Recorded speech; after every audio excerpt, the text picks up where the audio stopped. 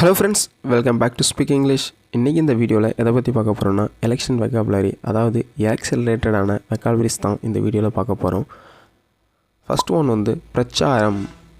பிரச்சாரம் இது எப்படி இங்கிலீஷில் சொல்லலாம்? Election campaign. Election campaign. Next one ஓட்டு உரிமை. ஓட்டு உரிமை இது எப்படி இங்கிலீஷில் சொல்லலாம்? Electoral right.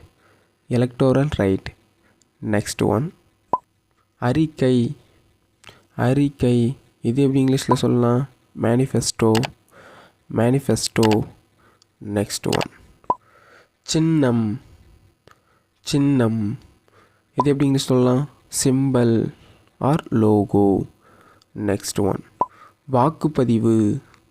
வாக்குப்பதிவு இது எப்படி இங்கிலீஷ் சொல்லலாம்? Voting or polling. Next one வேட்பாளர். வேட்பாளர் இது எப்படிங்க சொல்லலாம்? கேண்டிடேட். கேண்டிடேட். நெக்ஸ்ட் ஒன் கள்ள ஓட்டு. கள்ள ஓட்டு இது எப்படி இங்கிலீஷில் வரும்னு நீங்கள் தாங்க கமெண்ட் செக்ஷனில் சொல்லணும்.